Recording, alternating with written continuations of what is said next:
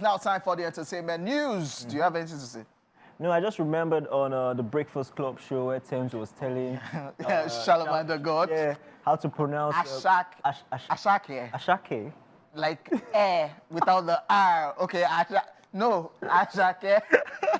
That was a struggle, by the way. It was. Anyways, ladies and gentlemen, it's now time for the news. Like I said earlier, Davido and Lojay among artists on 2024 Billboard R&B Hip Hop on a roll. Nigeria's music star Davido and Lojay have been named among Billboard's 2024 on a roll artists, celebrated for achieving a #1 hit on the R&B, rap, or rhythmic charts. The Billboard Honor Roll acknowledges artists who have made a significant impact to their chart-topping successes over the past year, and the recognition comes as part of Billboard's celebration of its R&B hip-hop power players, spotlighting those who have propelled the genre to new heights. Davido and Lojay made it to the list thanks to their contribution on Chris Brown's Sensational, which reached #1 on the adult R&B airplay charts. Grammy Award-winning South African singer Tyler also stood out as one of the honorees, receiving the Global Impact Award for a massive hit, Water. The song took over the Billboard US Afrobeats Songs chart, staying at #1 for an incredible 44 weeks. The song also achieved remarkable success on multiple charts, reaching #7 on the Billboard Hot 100, #6 on the Pop Airplay, and topping the mainstream R&B, hip-hop, and rhythmic airplay charts. Massive song. Big congratulations. The one thing I noticed about this particular news, as usual, there was a little bit of drama around it. Yeah. Shoot, what happened? So, an handle on X, I think is a Davido fan base, handle, tweeted and said, with the picture of this, and said, oh, all the blogs, all the media, nobody's talking about this particular feat. And Davido replied and says, you know what, I'm focusing on just my fans, And I just think that it don't be past the song, don't worry about the matter. It don't be, whether they put you out there, whether they don't, like, Davido is big. I think what you're trying to say is Davido doesn't need to. Doesn't need the validation. Davido is massive. He's 001. He's Davido. He's OBO. So all of these things, yes, they're add-ons, but Davido has achieved a whole lot for Nigerian African music, taking Nigerian music outside the shores of Africa. So yeah, all of this, yeah, good to celebrate, but I don't know, man. I saw it and I knew you were going there. And I'm like, yo, not necessary. But yeah, congratulations to him. Steadily still, winning awards, still, topping charts, still doing the best that he knows how to do best. I think, no disrespect to the likes of Akon and Wyclef. I think if they want to talk about foreign artists too that have helped to push the culture of Afrobeats, Chris Brown's name can never be missing. Definitely. Chris Brown is Nigerian at this point. Yeah. It's too crazy. Yeah, they say Chris Brown has to be Igbo, by the way.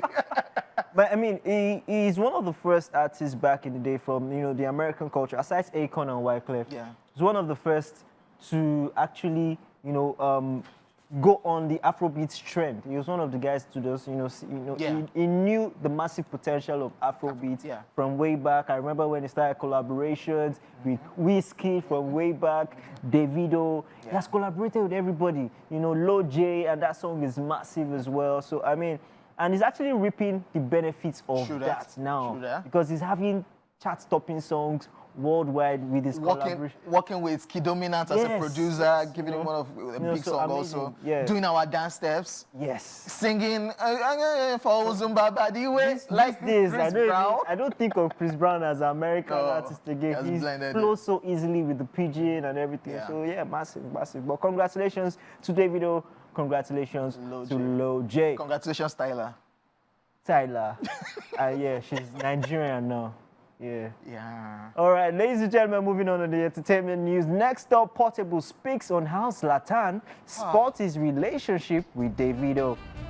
Nigerian controversial singer Portable, who is known for his no-nonsense attitude and anti-ripping stance, is back on the news, and this time he recounts a sad experience.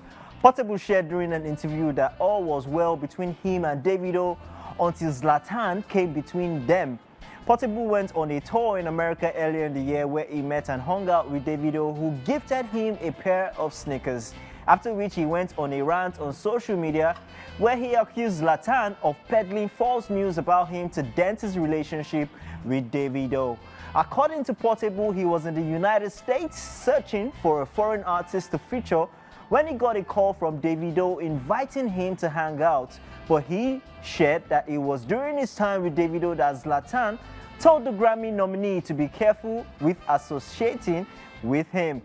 After a few days of social media ranting and accusing Zlatan of sabotaging his relationship with Davido, Portable apologized to the hitmaker in another of his many efforts to mend a broken relationship with an industry colleague. Hey!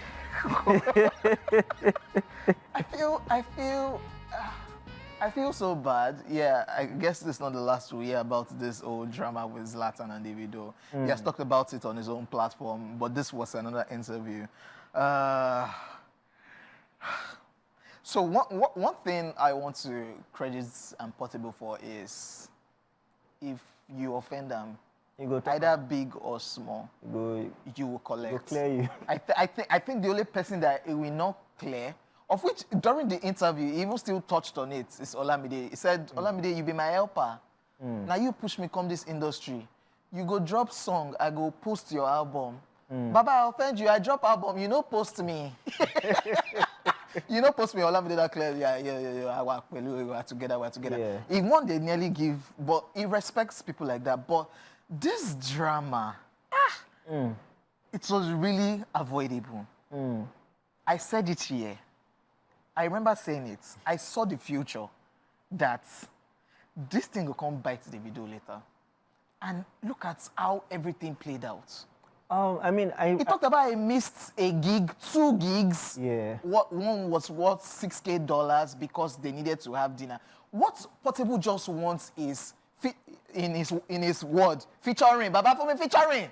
Well, for any featuring, is that feature that he wants, nothing else.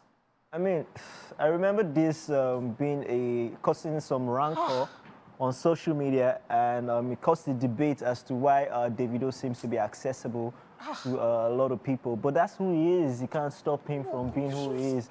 But the thing now with Portable is the only one thing I think I would hit Portable with. I would say, you know what he does wrong is you don't have to react to everything, right? I don't know, let me ask you, do you think Zlatan was wrong to have called Davido, who is his guy, to say, be careful with this guy? Do you think he did it out of hate or he did it out of love?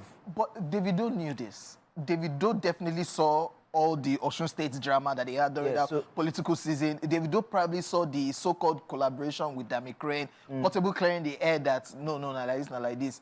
Till Zlatan added more fire, like, yo, Obio, that guy, they careful. And you know humans will now, you know what, yeah. Well, I think that even if he had to caution, I don't know if he did it in front of Davido, where I think it was a phone call or something. When they decided to meet first? Yeah, it was on FaceTime with Zlatan, and then Zlatan said that to Davido. So I thought maybe Zlatan should have waited when Davido was by himself to say this, because he knows the person he is talking about. That's the repercussion day. It's Portable. So yeah, I don't think the message he said to Davido was out of love, out of hate, but it's out of love for his brother. I say, guy, careful with this guy, make you know, dent. But he should have said it in private. Portable was not wrong to feel some type of way. Anybody will feel some type of way. Because that was an opportunity to have a collaboration. That he shouldn't have reacted to everything. His reaction now makes Zlatan's statement valid. Look valid, yeah. You know, he shouldn't have reacted to it. But now see the mess. I even saw when Olamide and Zlatan they were chilling together, and Olamide was telling Zlatan, no worry, calm down, no be everything. So so this is now dragging on for so long. I don't know what to talk again. I will still say it, yeah.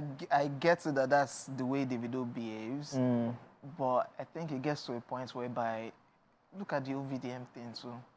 Davido, to be honest, I feel like Davido, I don't want to say he loves to be in the news. Like Davido likes to be in front of the scenes. He likes to be where it's happening. He's that guy. He's always been that guy that, you know like, what, as it happen, I yeah, did Portable Day US, you did my zone. Yeah. It's good content. Like, you did my zone, I did US, comic with hangouts. Yeah. Carry boy when come from trenches, give him fresh dinner, give him sneakers. He had no which is bad good. intention. Yeah, He which had is no bad intention. But It was good. Portable just wants that featuring, and Zlatan spoil that featuring. Portable's voice. It is well. I think Zlatan and Portable should just meet somewhere and settle their differences. And I'm not sure that's going to happen. all right, on to the next one. Beyonce speaks about her efforts to maintain privacy. American singer Beyonce, who is known for her privacy when it comes to her personal life, has revealed her efforts to maintain staying private in this digital age. During a sit-down with GQ magazine for the October cover story, she discussed her music and recent business venture, a line of whiskey, while also speaking about the challenges of maintaining privacy in a world where information is constantly accessible and often unreliable. She also compared the earlier era of technology when she needed call cards to talk to her husband and today's technology where people reach loved ones via video calls in seconds. She said, and I quote, "We have access to so much information, some facts, and some complete bleep disguised as truth. Our children can FaceTime and see their friends at any given moment. My husband and I, we use calling cards and Skype when we were falling in love.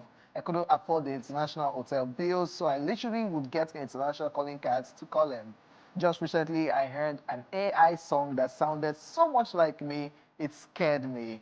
It's impossible to truly know what's real and what's not," end quote. Stressing the importance of privacy and keeping our personal life separate from our public persona, Beyonce stated, and I quote, "One thing I've worked extremely hard on is making sure my kids can have as much normalcy and privacy as possible, ensuring my personal life isn't turned into a brand. It's very easy for celebrities to turn our lives into performance art. I have made an extreme effort to stay true to my boundaries and protect myself and my family. No amount of money is worth my peace," end quotes. Oh, well, I truly understand where she's coming from. I was talking about this recently with someone. I said, you see, the kids that were born, the millennials, they are coming from a different world entirely where things were more analog. You know, cassettes, VHS, we had to, you know, when we want to rewind, we had, yeah, so things were much different. You had the big dish of DSTV back then. You're like the rich kid. They will sit on top of the sit on top of the This is roof. about money, oh. So times have changed. The people who are finding this age, I think the people in the best position now are the people who are between the millennial age and the Gen Z age. So That's me. yeah. So I mean, they have it much easier because now they understood, you know, where things were coming from, and they are now in between, and because it's not easy to just be digitalized. I know some of my uncles that are still holding their old phones, not because they can't afford the new type of phones, just because they want to be reminded where they are coming from.